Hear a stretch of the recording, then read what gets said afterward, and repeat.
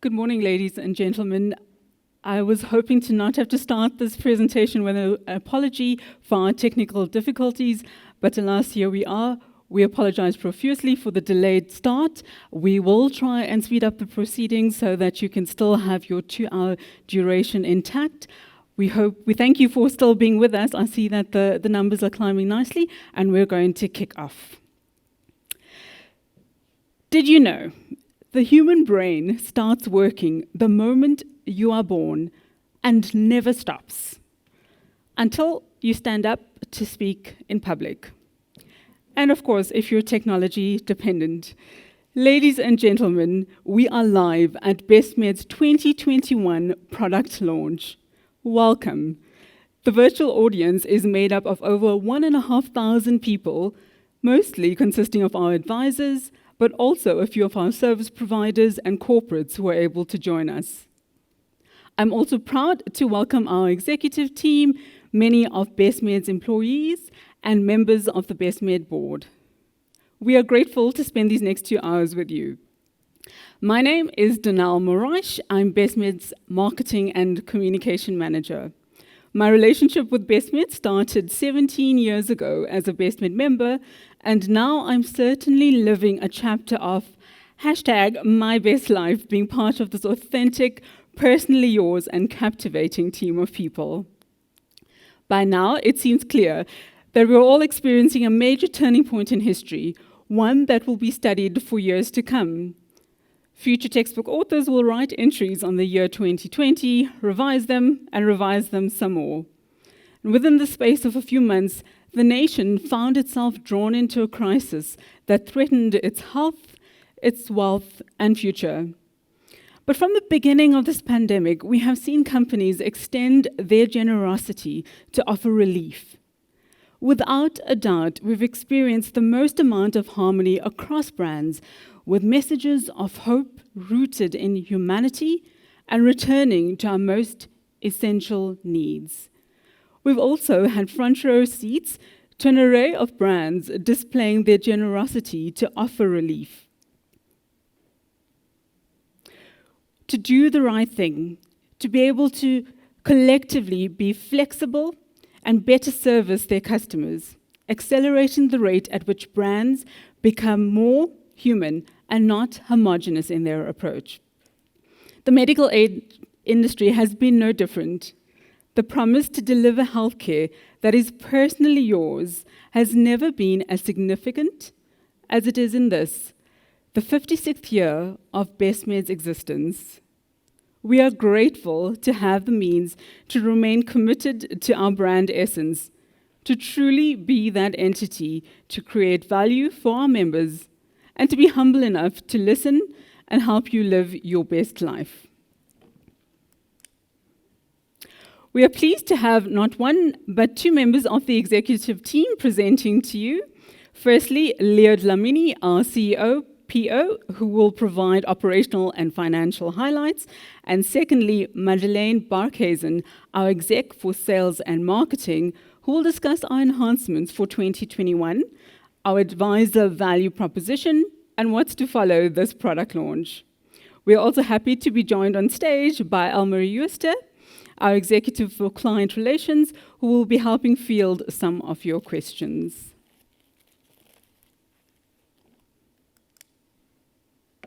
Now we know in a normal situation, apart from questioning what is normal, we would all be seated next to each other, taking in the beautiful sights of our exceptionally dressed audience, and I would be pointing out the direction of the bathrooms and state that this is a non-smoking venue. Whilst we wish we could be physically shoulder to shoulder with you today, you'll have peace of mind knowing that all COVID-19 safety protocols are in place with the small crowd we have present at the venue.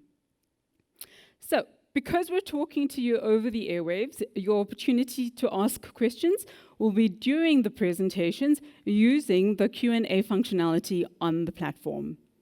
After Madeleine and Leo have concluded their presentations, we will field your questions. Also note that your mic will be automatically muted, so you don't have to be too concerned with the barking dog, the thank God it's Friday mood of your partner or children, or the flushing toilet in the background.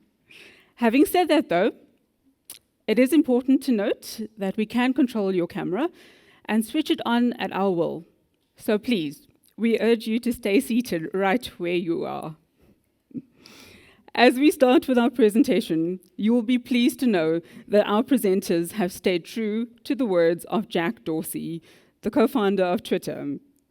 Make every detail perfect and limit the number of details to perfect. I'm going to hand you over to our very charismatic and dapperly dressed Leo Dlamini, our CEO and PO. Over to you, Leo.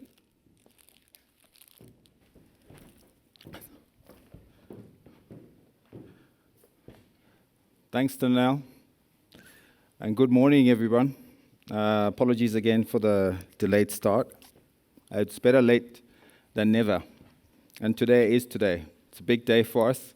We believe it's also a big day for the industry. So before I go into my discussion, I just want to say a few things. When you're contemplating partnering with somebody, either in business or in a personal space, there's a few questions that you ask yourself typically. I'm going to talk about partnering in a commercial environment. I'm saying this because in the audience sits predominantly our advisor community. It's typically because we are in a partnership. I know that you partner with us, but you also partner with our competitors.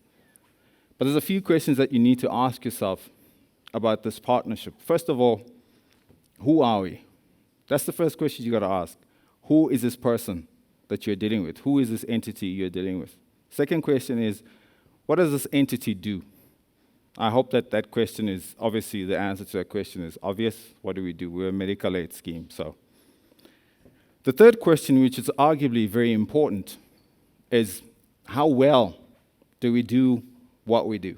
In other words, in terms of the business of medical aid, how well do we do?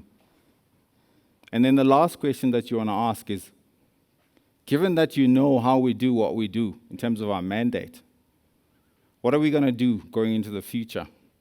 Because the nature of partnerships is they are current but predominantly future. So that's important. And I want to argue that that's very important to you. What we're going to try and do today is talk to those questions so that you can understand, even as you get a sense of what the price increase is going to be, which we will talk about later. It's in the context of having answered those questions, first for yourselves, but we'll try and walk you through that. So just to kick off, who are we? In 1964, SOMS was registered as a closed scheme. Fast forward 26 years to 1990. SOMS is renamed Bestmed, and it's changed to an open scheme. Branding is changed, corporate ID and all that detail. Gains 15,000 principal members, and so the growth begins. Fast forward to 2007, it amalgamates with CSIR, medical aid scheme, closed scheme at the time. 2 years later, amalgamates with Telemed. 4 years later, the amalgamation happens with SAPI and then MindMed. And then more recently, of course, with GreenTech in 2020. What does this slide say? It tells you, it gives you a glimpse of who we are. But it also tells you we're a 56-year-old organization. An organization that stood the test of time. An organization that's evolved. If you want, you can even say this is an organization that dates the new South Africa. We don't talk about new South Africa, it's old news now. But it's an organization that came through 1990, evolved, going to today. So clearly, we've stood the test of time, we've been able to adapt to change, and here we are, we're still standing. But also, arguably more importantly, we've managed to grow in that period.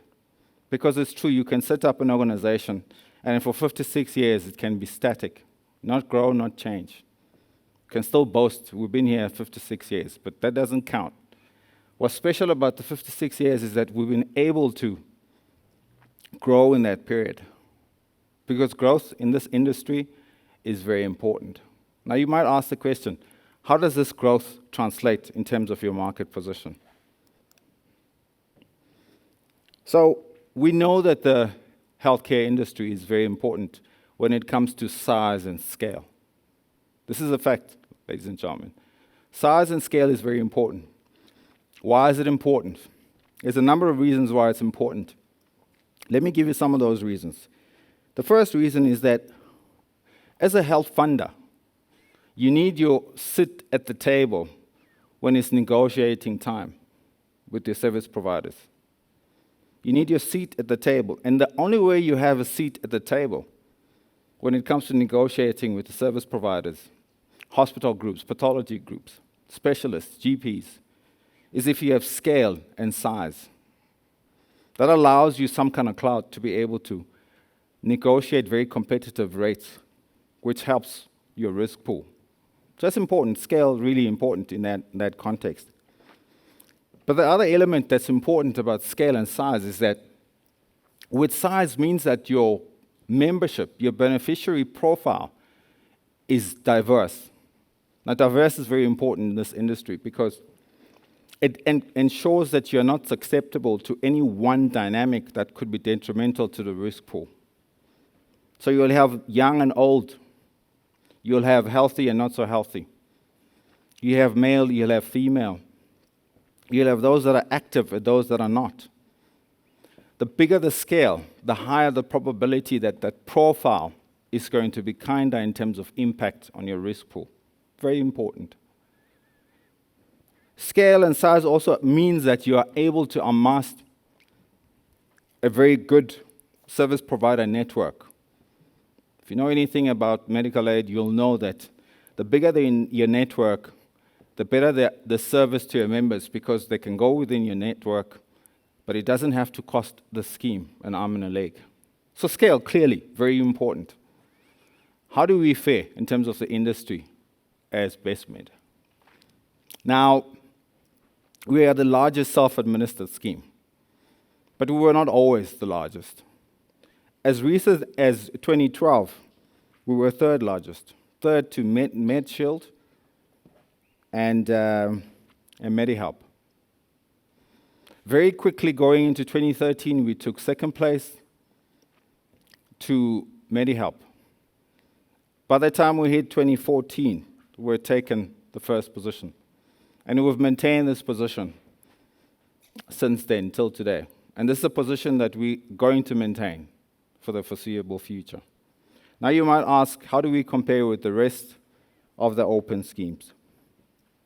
Again, if you look at 2012, we set at position 7. Not a very good position to sit in. But if you think about it, 7th position in South African context, it's a big economy. It's not too bad. But very quickly, that wasn't enough for our organization. Very quickly going into 2012, 2013, we jumped to 5th position. And then by 2015, we assumed the 4th position. Now, it's a position that we've held till today. It's a position that we are holding in the short term. I say in the short term because we have other aspirations about this position. So clearly, in terms of scale and size, we're as big as you get in the industry, in the economy, and it allows us to do some of the stuff that I told you that we can do. Now, you might ask the question, so that's great. I mean, you're 56 years old, you've been around, you've grown, you've got a great market position, but what does that translate to in terms of operational and financial performance? Well, you're in luck. I'm going to give you a glimpse of that. Before I give you a glimpse of how we've performed operationally and financially, let's just agree on a few details. It's common knowledge that 2019 was a tough year. Subdued growth, high unemployment, weak rand, fuel prices going the other way, investments have been struggling. Arguably, it got significantly worse in 2020 with the COVID showing up at our shores. Very tough economic environment. The uncertain policy environment didn't help. I mean, if you think about the pre-COVID conversation within the industry, we're talking about NHI, implementation of NHI. Government had very aggressive aspirations of when it would be implemented. It was very unclear how it was going to be funded. But also in terms of the role of medical aid, wasn't clear. It was a very uncertain period.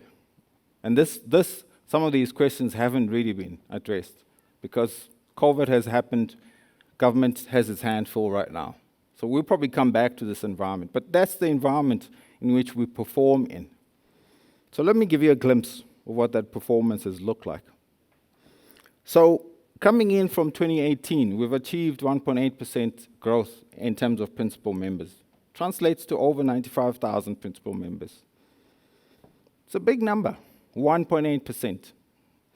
Growth in an environment where there's widespread unemployment, a tough regulatory position, people losing jobs, there's huge competition of disposable income. And we know that healthcare is a grudge purchase. We've been able to achieve that 1.8% growth in that context. There's even arguments that says the medical aid industry hasn't really seen any growth, which means that the 1.8% growth has been achieved through the churn that exists in the industry. We've been able to take away from some of our competitors. That says that we're doing the right stuff. And of course, we've also achieved, if you look at that number, that 1.8 in terms of the total beneficiaries, that translates to about a percentage growth, 2018 going into 2019.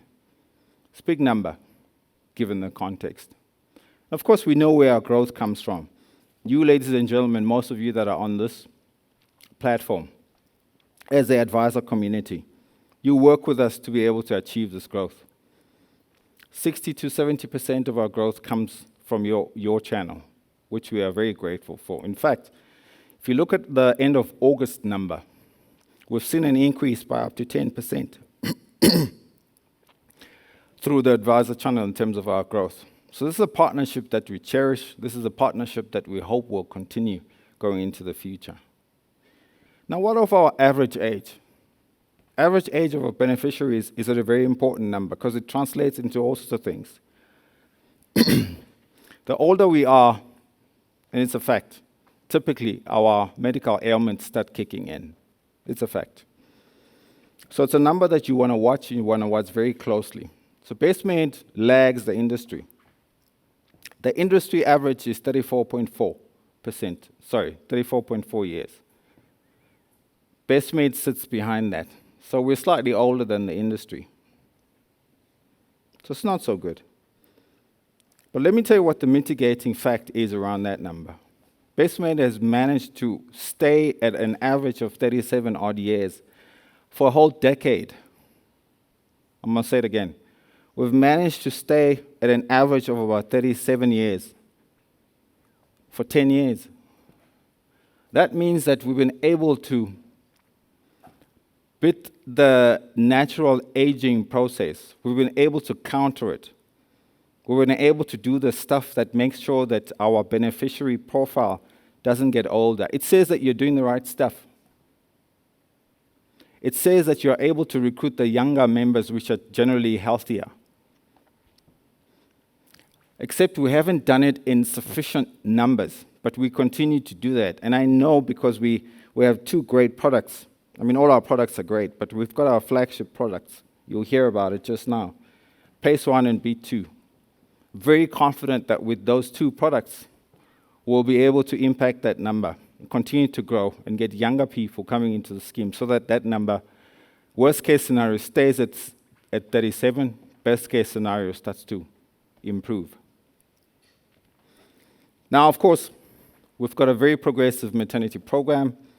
As at the end of July, we had 1,150 odd moms registered on our program. And of course, Bestmed babies over 1,000 by now. At the end of July, it was just shy of 1,000. And we've got about 68,000 of our members on chronic. Now you might ask the question, the men and women that make this possible, how many do we have? I've got 462 very talented men and women that work tirelessly. Great work ethic, high energy, attitude in the right place. They do these things to make sure that 56 years later, we're able to continue to do the stuff that we do. Now you ask the question, how have we performed financially? Well, I'm going to tell you. 2019, as at the end of 2019, we had achieved 350 million in net surplus. I'm going to say it again. The end of December 2019, we achieved 350 million. 350 million is a huge number in net surplus. What makes up that number? There's two numbers that go into that. But I'm not going to talk to you about that just yet. Let me tell you what the number was for 2018, so that at least you think that this was a fluke. It's a once-off performance. In 2018, that number, the equivalent of that number was 188 million.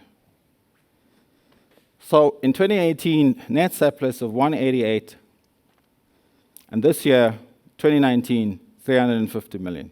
Clearly, it's not a chance. It's not a once-off.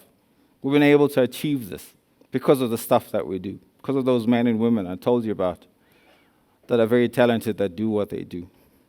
Okay, sitting in that number, 350 million, is two other numbers. The one is investment income. We managed to achieve investment income of 155 million. And then, of course, the balance is the net healthcare surplus at 194. 155 in investment income, 194. This is in an industry where we're seeing schemes starting to subsidize their healthcare expenditure with investment income. So if we got nothing from our investment income, we'd still enjoy a surplus from our net healthcare, which means the scheme is healthy. What you get in your contributions, what you pay out in claims, what you then pay in terms of your managed healthcare, what you pay in your non-healthcare, translates into a healthy surplus of 94 million. It's an impressive number by any measure. Of course, our claims profile determines how we translate that number into the 350. That sits at a healthy 86.8. And then our obviously non-healthcare costs, the cost of the men and women I told you about, and the cost of just making sure that the scheme works. That's outside the risk pool. You want to keep this number below 10%. It sits at 8.9% for us. And then, of course, the solvency ratio, which, as we know, statutory regulation demands that we have a minimum of 25%. Ours sits at 35.43. Now, you might ask again, is this a one-time event? No, it's not. 2018, that number was 31.9. So directionally, our stuff is improving. And it's not by chance, it's because of the stuff that we do. We do the stuff that we do with these talented men and women, and we make it happen. And guess what? We also make it happen in a context that says we want to make sure the member experience is a positive experience. It's a huge focus for us. Now, that's great. I mean, year on year, Bestmed is doing great. You might ask the question, how are you doing against the industry? Because that's important, right? If any business wants to be successful, you have to, worst case scenario, be at the industry level. But if you want to get ahead, you got to beat the industry, don't you? You got to be ahead of the industry. When your statistics start being ahead of the industry, you know you're going somewhere. It talks to sustainability, longevity, and progression as an organization. So how to some of these numbers? Let me just show you the three ratios and see how we compare to some of our competitors. First off, I've got the claims ratio. Now remember, you want this number as low as possible. I told you ours is 86%.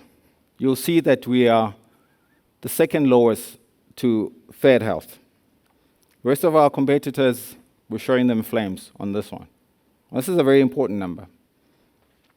And you need it as low as possible. I do not know how they managed to achieve, Fair Health has managed to achieve 81%. It's a really impressive number. But we're second to that, and this is a number we focus on very closely.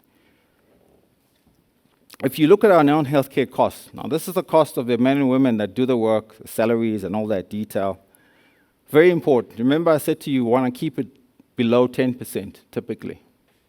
Again, we are second at this time to MedHealth at the 8.96. They are 8.7. Very close. And then the last number I want to show you is solvency ratio. Now typically this number you want it quite high. Remember I said the minimum is 25%, you want this one high. If you look at that, you'll see that we are second to, again, FedHealth. FedHealth sits at 43% odd, we are at 35.43. So in terms of the industry, we are marginally above the industry. Now remember what I said. If you're going to be a successful, sustainable business, you need to beat the industry. And this is what we're doing. And we'll continue to focus on some of these things. Now you might ask the question, COVID has happened, we know it happened. What has that impact been to Bestmed? Now, of course, you know the figures I was showing you, that was 2019. So we came into this year, and nobody expected that we'd have a COVID year, but we did.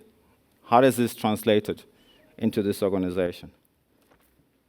So it's actually quite an interesting one, because as the COVID came into our shores, excuse me, none of us knew what to expect. I can actually still remember when Bestmed had its first positive test. It was such a big deal. It was such a buzz in the office.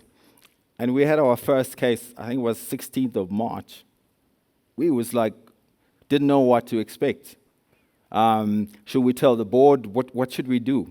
We've had our first test positive. We didn't obviously know where we were going. I still remember it climbing to 8, and then it breached 10. And we thought, oh my goodness, this thing is happening, it's here. How's it going to translate? Of course, nobody knew. Nobody had a sense of how deep, how bad, how complicated. What we did know was it was going to cost this industry a lot of money. So how have we fared? This number is at the end of last week. We've had 27, let's say round it off to 28,000 tests done. Out of that population, 3,900 odd tested positive. 3,700 have recovered since. We've had 867 admissions, and about 700 people that have been discharged from hospital. 160 odd that didn't make it. It's quite an interesting one. From that 16th of March, that first test, and being positive, to where we are today, 28,000 tests later, 3,000, nearly 4,000 tests. We now understand this a little bit better. Now, of course, as we were grappling with the first few cases of COVID, we did some numbers. We got together with our actuaries. We did some numbers, calculations, and we estimated that we're in for about 250 million. Worst case scenario. Best case, we thought 200 odd million. Now, to date, the cost that we've ring-fenced as COVID-related costs is 115 million. It's a big number. Not as big as the 250 million, but we're still going. Granted, we're starting to see the numbers taper off, just like the profile in the country. But that 115 million is a lot of money that we hadn't planned for. What makes up that number? There's 3 main categories of costs that sit in there. The one cost, obviously, is the cost of tests. You'll understand if you do test 28,000 tests at about 850 Rand a test. That adds up very quickly. So that's the one cost item, and that's about, I think it sits at about 24 million to date. And then the big cost that sits in that 115 is the hospital cost. Remember I spoke to you about those admissions? Those admissions have a huge impact because people stay in hospital any number of days. The average stay in hospital right now for us is about close on 10 10, 11 days. And you will know that stay in hospital is not very cheap. If you talk about general ward, we pay about 7,000. High care, we pay about 15,000. ICU, we pay up to 30,000. So you can imagine if the average stay, say 10 days, a person in ICU, it's 300,000 very quickly. It's big numbers. Our most expensive case sits at just shy of 2.5 million. It's an extended stay, there's lots of complications, but this is the cost of COVID. Now you might ask, how has this impacted the employees? Because what I'm showing you is the numbers, the members. Employees, we've been relatively lucky in that we adopted a stay-at-home approach. So our staff have been safe in the comforts of their homes. But we've picked up 12 positive cases, 10 of those fully recovered, so 2 active cases now, and we're very confident that they will also recover timelessly. So what did we do for our members as COVID happened? Wrote to the CMS to apply for those exemptions because we thought it's the right thing to do. Now you recall the onset of COVID, the main focus was protect the economy and then secondly, protect the people that are unemployed. So it was a financial support push. So we did that. We made applications to CMS to get exempt from 4. We had 4 approaches to those exemptions. The one is to allow our members to buy downgrade to cheaper options to save the disposable income. The second is to pay some of their premiums, the contributions from their vested savings. The third was have the debit orders, especially for the SASSA members, come off later than the first, within the 3 days, on the 7th of the month. Then the last one was freezing contributions, freezing benefits. CMS came back and said yes to downgrades, yes to paying from contributions, provided the certain conditions, yes to the debit orders going off by the 7th, but no to freezing options. Gave us a reason that said if we say yes to this one, it doesn't help because the impact of this is going to be members will end up in the public health system, which is already struggling, at the time was struggling with COVID. What we then did that is not financial is we've been working to establish a 24/7 line of mental health just to support our members through this process. We haven't been able to launch that, but we're working on it. We know are positive that we'll be able to make that available to members at no cost. Because you have to do that, that's your community. But the impact of COVID hasn't been limited to members. It's gone into the communities where our members exist and communities where we exist as employees. So, what did we do? We got involved, we've contributed up to 15,000 masks. We've also contributed 1,000 sanitary pads. And in terms of feeding scheme, we've contributed to 1,200 food parcels. Now that's from a scheme perspective. The employees also got together and thought, let's do something. Because these are our brothers, our sisters, our fellow citizens. Let's get together and do something. Employees from their own pocket got together, managed to raise 625,000. That amount went towards the sanitary pads, and then the feeding scheme in terms of those food parcels. So that's what we've done. At the beginning, I said there's a few questions that you need to ask yourself when you go into a business with somebody. Who are they? What do they do? How are they doing what they do? And the last part is, what are they going to do going forward? I hope that I've answered the first 3 questions. Who are we? We are a 56-year-old organization. We're an organization that's grown over that period. We're an organization that's adaptive. How do we do the stuff that we do? You've seen the statistics. We are ahead of the market, but we continue to do that, and we'll continue to do that. Because it's only by being ahead of the market that you manage to grow. So this is who you're partnering with as an advisor community. What are we going to do going into the future? Now that's interesting. And for that, I'm going to let Madeleine talk to you about that. Thank you, ladies and gentlemen.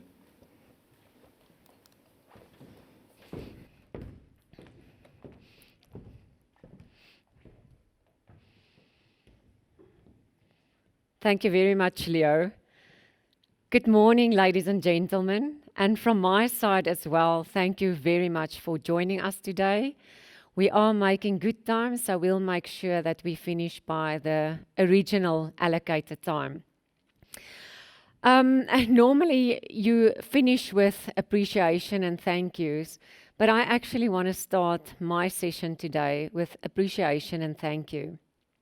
You would have seen in Leo's slides that the registrations that we received via the advisor channel for 2020, August, year on year compared to August 2019 was a growth of 10%.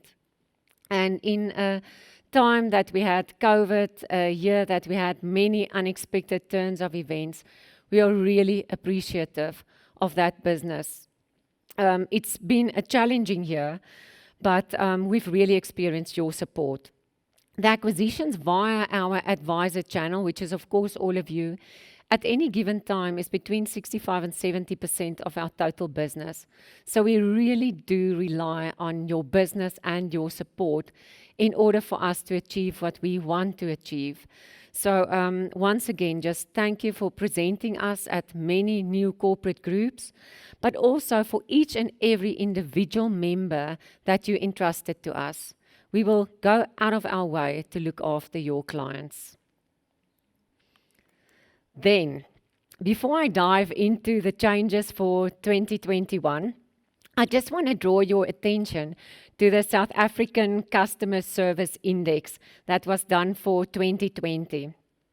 So the SACSI is an independent national benchmark of customer satisfaction of the quality of products and services available to household consumers in South Africa.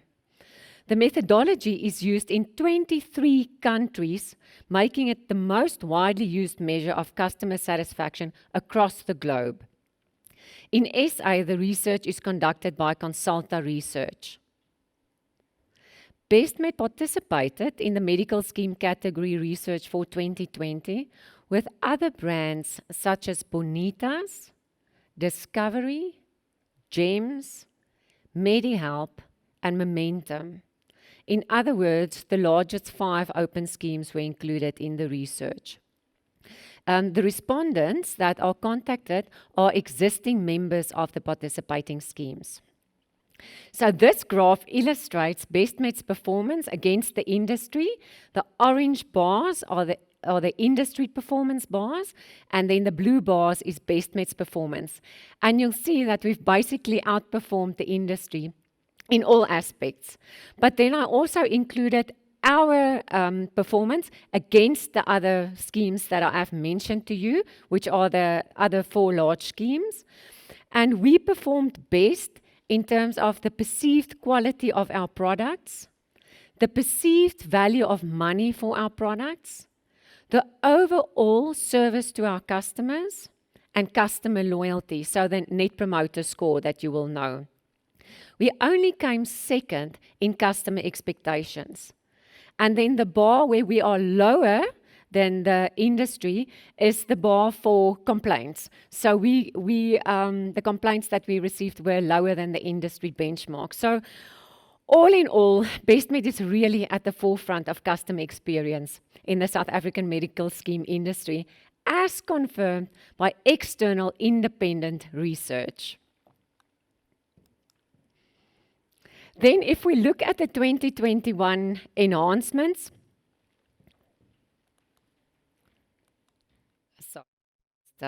too fast here. So the 2021 enhancements, in terms of the benefit limits, we increased our benefit limits with 5% for this year. And then for the second year in a row, we had no benefit reductions or benefit cuts. We only implemented benefit enrichments for our members for the year.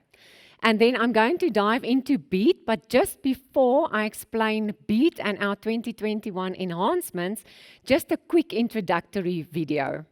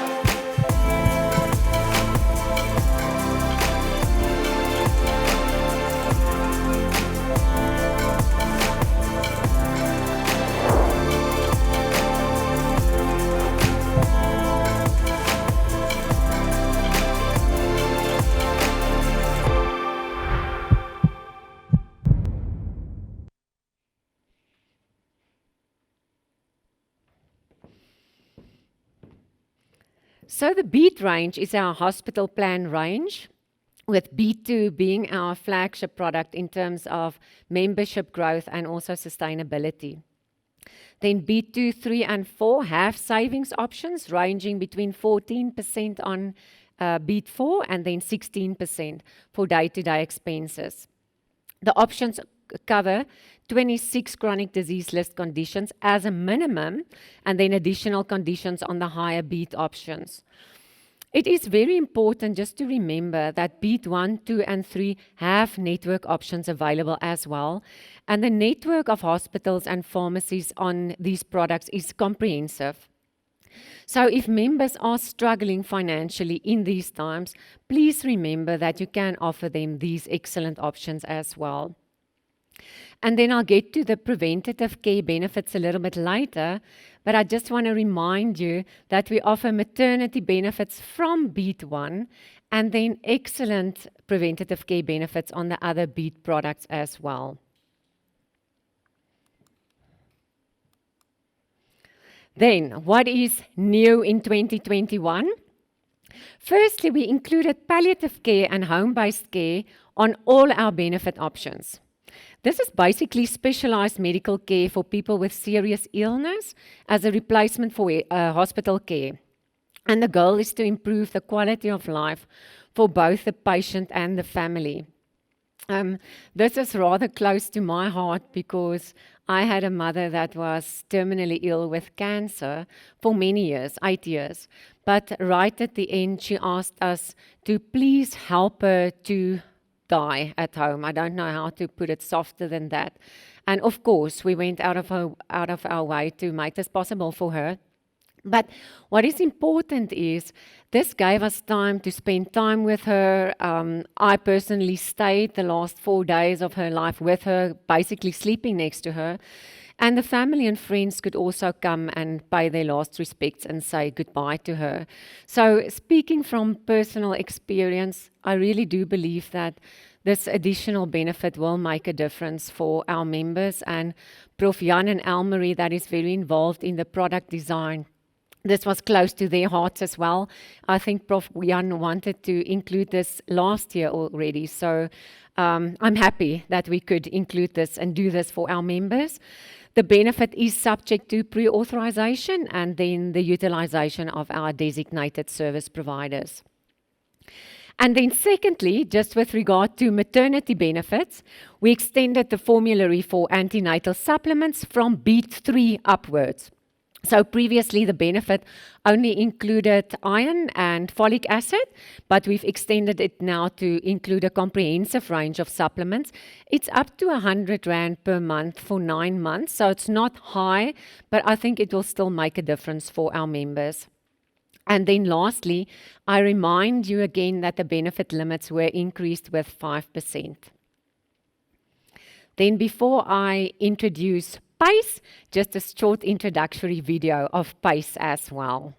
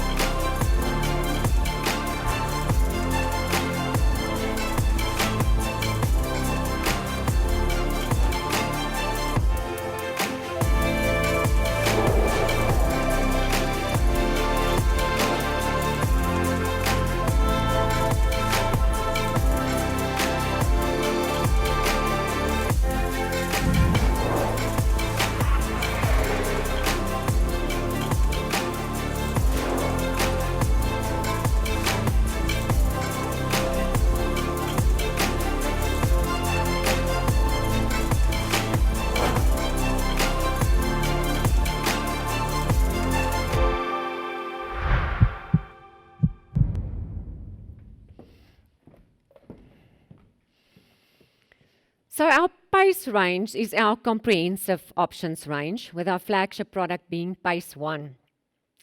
At our recent broker webinars or advisor webinars, our actuary, Christoph Rath, actually presented the PACE 1 product because in terms of benefits, it's very rich for the price that members pay.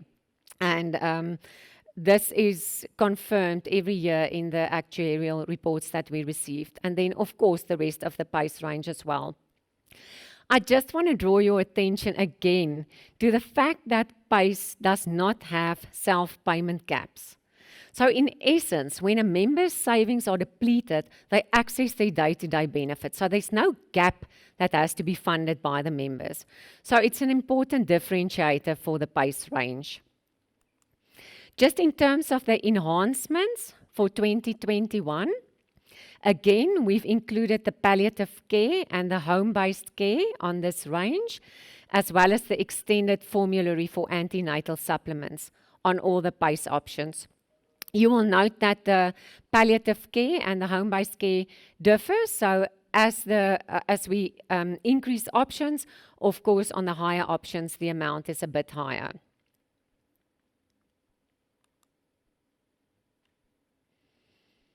Then lastly, we have our Pulse range.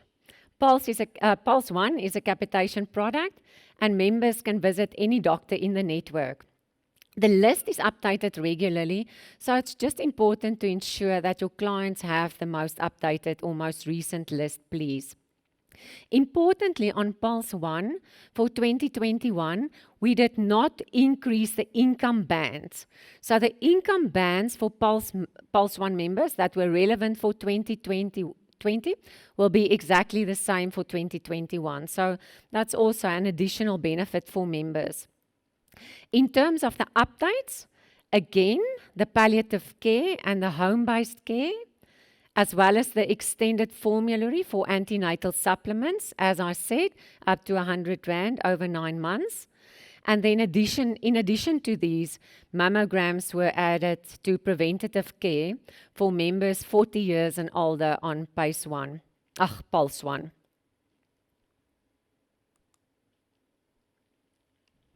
So at the recent advisor webinars, I spent some time on the preventative care benefits because I really feel that this is an awesome benefit for members, and some members don't realize that they really get this for free. But I won't spend that time today. We've prepared good collateral for you on preventative care and also on our managed care programs. So I just want to remind you that we have excellent preventative care benefits on all our options.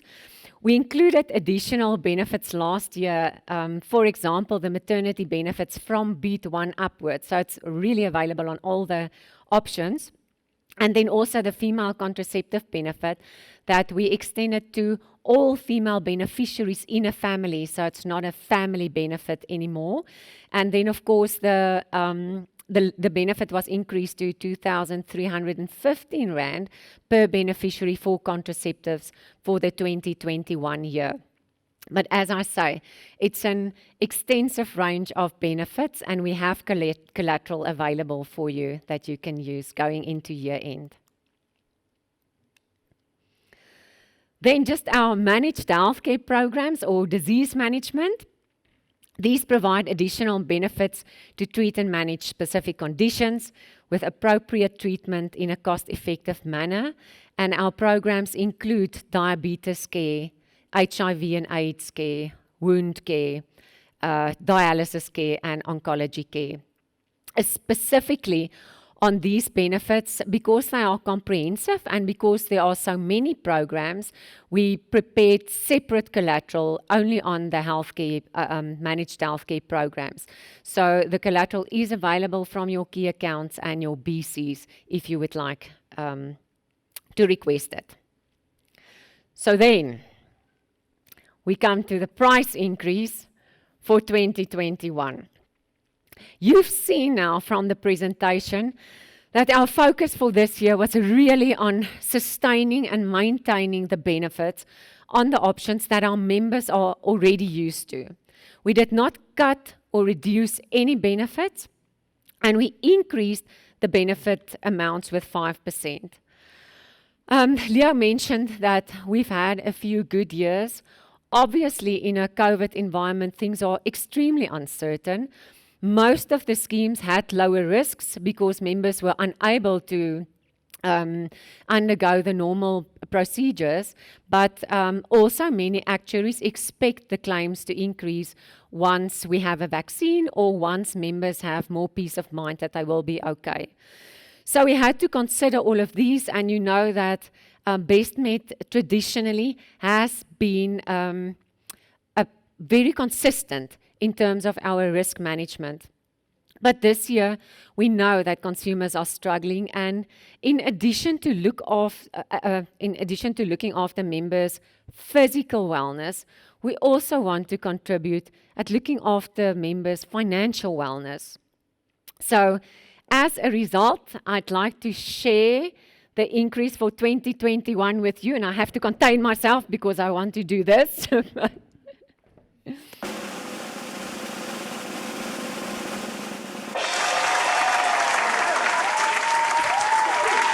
A full 4% for 2021.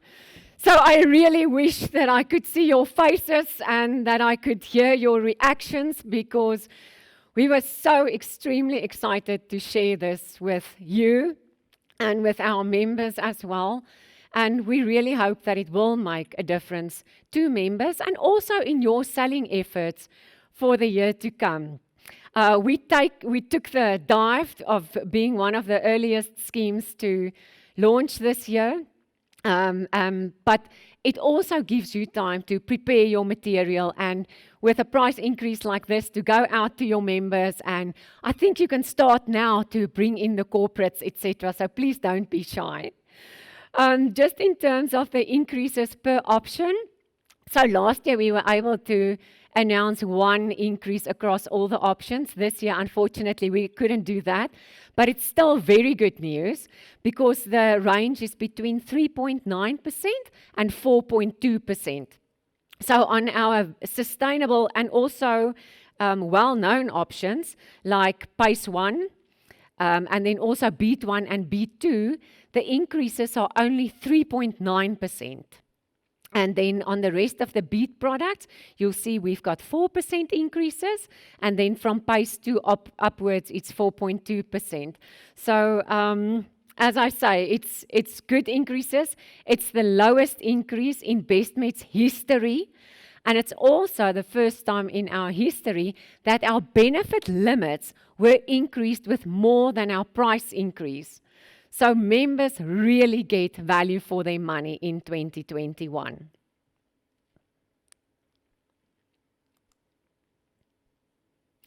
So I risk sounding a bit like a very marked advertisement, but I want to say, in addition to great products and extensive preventative care benefits and good managed healthcare programs and a low increase, members, and you of course, also have access to our Tempo Wellness offering. And I always say, we do not offer free trips to Durban or free smoothies.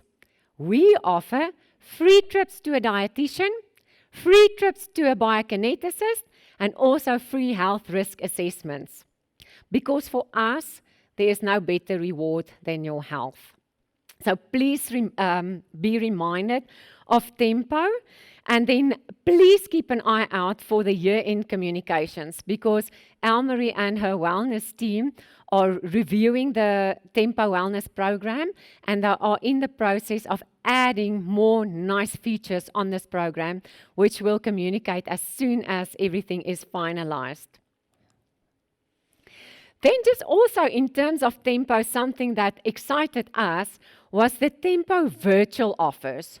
So for those of you that don't know about this, these are really awesome.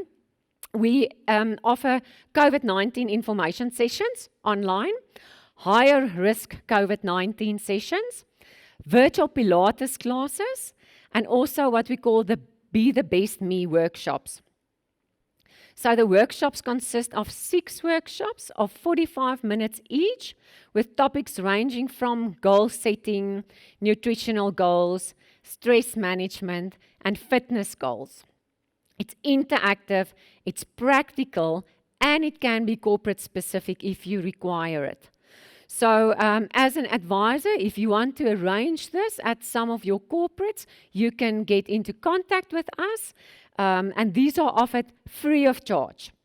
So I always believe that if you want to sell something, you must actually experience it. So I signed up for the virtual Pilates classes. You will see that we state there that it's for lockdown stiffness, but I haven't been as stiff in lockdown as I was after my first Pilates class. It was quite bad, and I said to my team that I think the Pilates classes should have an age restriction. No females over 45 are allowed to participate. But I can guarantee you it is good for you, and after the 3rd class, it's much better. And then also, it is virtual or online, so you log in, but if you get yourself into a pretzel position or if you groan, nobody can hear you. So it's really good and something that you can try. And as I say, you can make contact with Elmarie and her team or with the BC team to arrange these. If you focus on individual members and you want to arrange something for a larger group of individual members, you can also come into contact with us. Then I just want to reiterate our value proposition for you as well. As we go into year end, just a reminder, as I said, we have no automatic self-payment gaps, and it's really becoming important. We see a big differentiator on especially the PACE range. Then, of course, our 2021 contribution increase. Students are eligible for student rates or child-dependent rates up to the age of 26 years.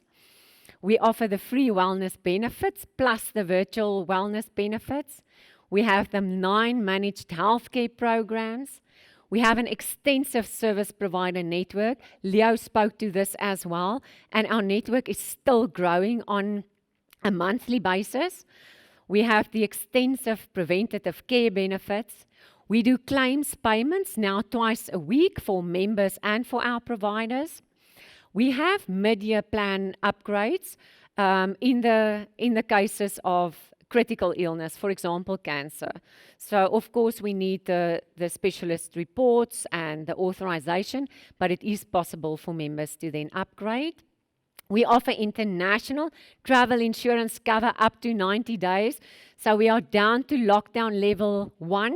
So very soon we'll be able to travel again, and this might become important. And then, as I said, the Tempo virtual wellness offer.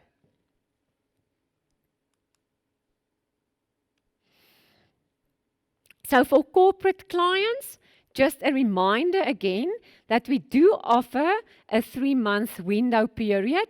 As we go into the year end now, it is open for all our corporate groups. So from the 1st of October until the end of December, it's the underwriting free period. But then also when we sign up new corporates, we also consider these open window periods. It is, of course, subject to a risk assessment and then the potential at the group. We have dedicated key account consultants that can assist you with information sessions, with service points. So if you need to supplement your own capacity, we have our BC team and our key account team ready to assist you. We welcome split risk proposals. Again, we look at the risk, but we understand that more and more corporates now want to offer additional options for their employees, and some employees are also pressurizing their employers. So we definitely consider these. We don't need to be exclusive. And then, as I said, tailored corporate wellness programs. So you can speak to Elmarie and her team. She can work with you to tailor-make a wellness program for your corporates. Then lastly, what do you need to know for year end? You need to know that we had an excellent price increase for 2021, Our accreditation tests are ready, so the BCs will start rolling that out from next week. So if you want to get trained, please let us know. If your BC does not contact you, I'm sure they will. And then also we will contact you with regard to the delivery of collateral. So the comparative guides are ready. They've been printed. They are in our offices. Then we also have our electronic material ready. Our application forms are ready. So we are really ready to assist you to go out and bring the business. And that from me, ladies and gentlemen, is almost my story. If you will just allow me, I just want to take this opportunity to thank my entire brilliant team, including my marketing and comms teams, as well as my sales teams. They know who they are, but just to thank them for their incredible support and their commitment during the last year. And then also with reference to the product launch, unfortunately, we were half an hour late, but at least we did not postpone it with 2 weeks. So we still pushed through. But I'm very proud of how they made the arrangements, the collateral, the communication, the training material, the accreditation test. It really looks good. And we wanted to accommodate you as well this year. Last year we were later to launch, and it put some additional pressure on the advisor community, our business partners. So we tried to accommodate you this year with your preparations in launching early. And then also to the rest of the Bestmed team. Leo mentioned our more than 400 employees and that it's a good team.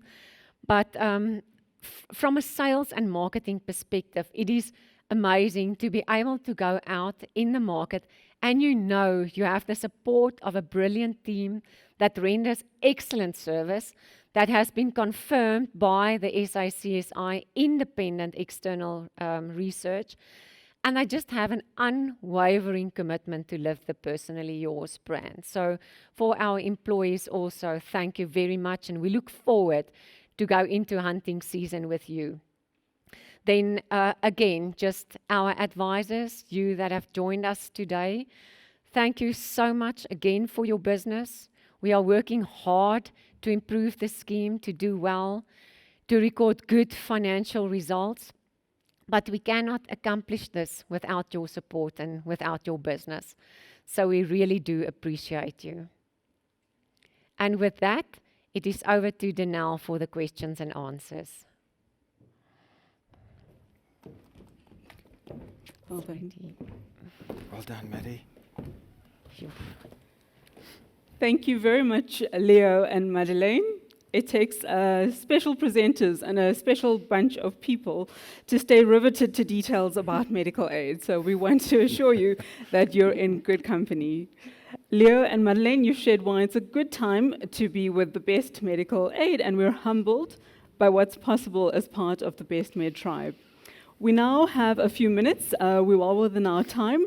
There is one important question that we will field live. I believe that the other questions may have been answered already on the panel. So thank you very much for interacting with us on the chat forum. The questions that weren't already answered will also be addressed by your BC if you still want to address them on the platform as we go through the conclusion. So we have, the question is by Mitzi Ginsberg, and I've chatted to Leo, and he is going to field this one. And the question is, why would you want your reserves to be higher than the legislated requirement? I believe that if reserves are high, it either means that the claims are not paid or premiums are too high. Over to you, Leo. Thanks, Danelle. It's a good question, Mitzi. Why would you do that? First of all, one doesn't aim to have a higher solvency ratio. It's an outcome of a couple of things that you do. Your question says that you are taking away from the members in terms of not paying claims and that. And one could understand that that's how you could possibly increase one's solvency ratio. I want to tell you that this year and last year has been a focus of ours to make sure when we talk about Personally Yours, we talk about a year or 2 years of going to the customer. In other words, making sure the member experience is always good. This is the thing that we're always talking about with the ExCo. How is the member experience? When we get an escalation, we want to turn it around quickly. We want to look at what options we can to make sure we settle it. So now our experience is the claims ratio that we've achieved, the 86.8%, is not from not paying claims so much as, first of all, our network. As I said, we've got a very big network, 15,000 odd specialists strong, very wide, covers the span of the country. The spend in that network means that you are able to afford your specialist in a that much more preferential rate. That's the first thing, very important.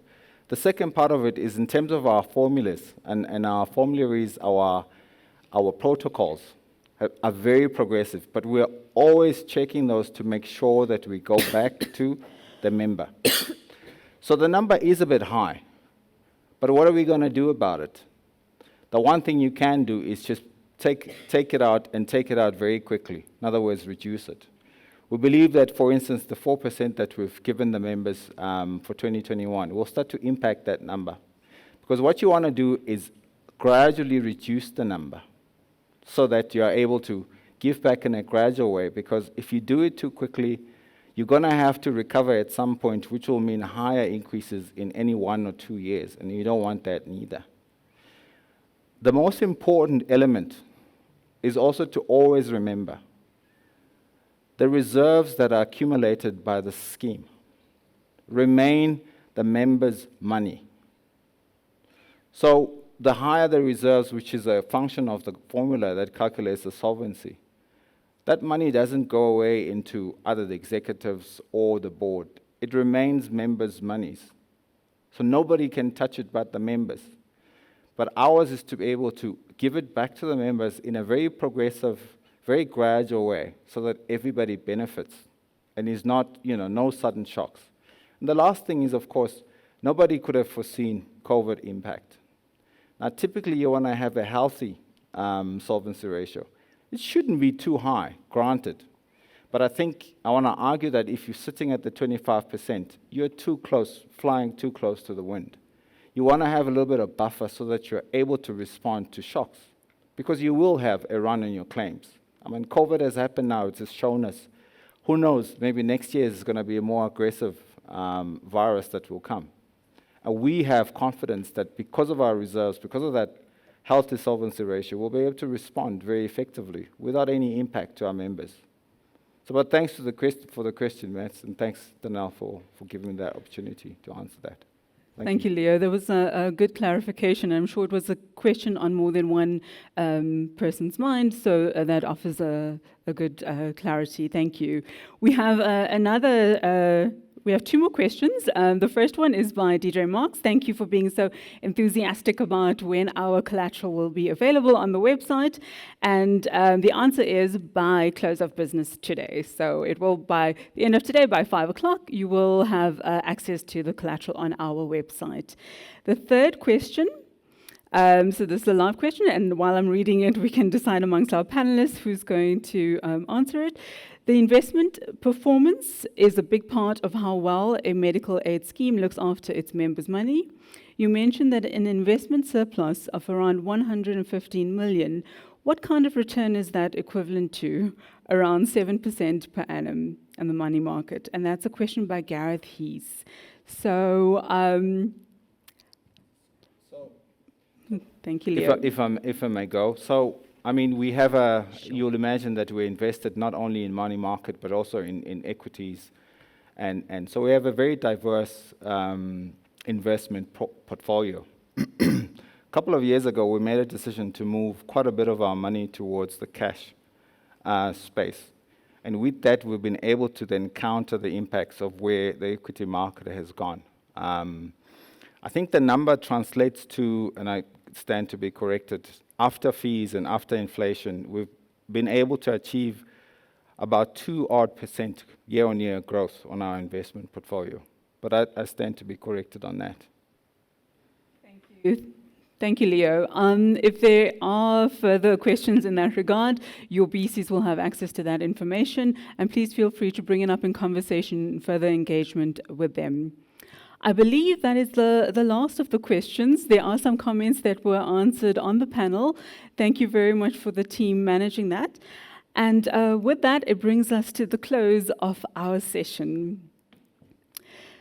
In closing, they say intuition is described as, say for example, you want to take a shower.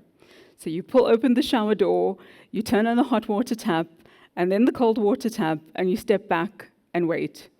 Just the right amount of time before simply stepping into a shower that is gloriously exactly the right temperature, without actually checking the temperature. That's because you know it, it's familiar to you. It's a simple example, but it's simply intuitive. We trust that Bestmed will not dissolve into the sea of sameness, but that you will be intuitively drawn to us.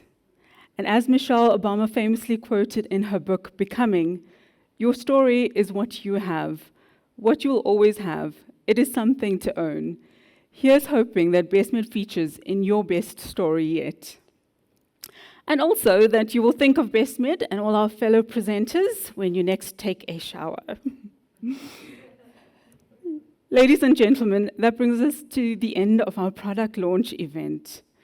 Thank you to the wonderfully wise and incredibly hardworking men and women with whom I have the pleasure of working alongside in the marketing and communications team, the product enhancement team, our sales and distribution teams, and thank you to our gracious panel.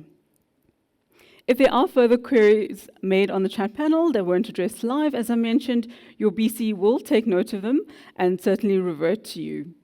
The recording of this event will also be made available shortly. Thank you for your attendance.